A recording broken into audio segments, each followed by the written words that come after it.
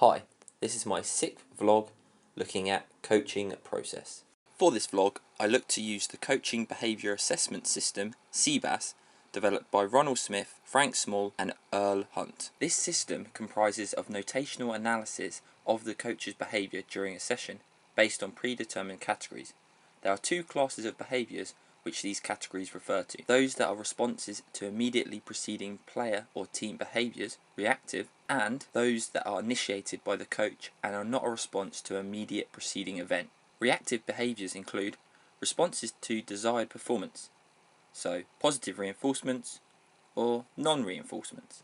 Responses to mistakes and errors, so mistake contingent encouragement or mistake contingent technical instruction. This category also includes punishment, punitive technical instruction, and ignoring mistakes. The final reactive behaviour is responses to misbehaviours, so keeping control.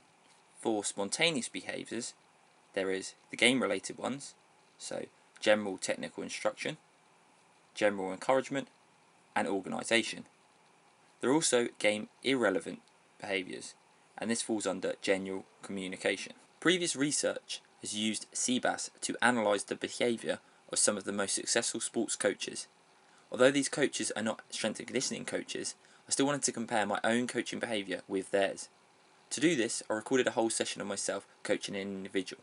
Unfortunately, I was unable to record a group session as we are currently in our off-season. When comparing myself to the top coaches, they used a higher percentage of verbal instructions and thus a lower percentage of general encouragement and praise. They also included a small number of simple statements of displeasure. Additionally, they have shorter demonstrations, firstly performing the positive demonstration before the negative. Overall though, the major theme was that I was less technical in my instructions and also more spontaneous in my verbal comments. The following examples are taken from the first set of the key exercises within the session, highlighting this key difference regarding verbal instructions. Good. Chest up. Head up. Good. Nice and strong. And then back. Good. Good. And strong. Drive it tall. Good. Chest. Good, good, good. Nice and tall. Good. Control it.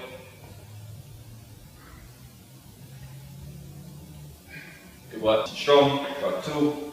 Good. Up the heel strong. Nice and strong. Good. All the way down. And good. Nice and strong, nice and tall. Keep your feet nice and flat.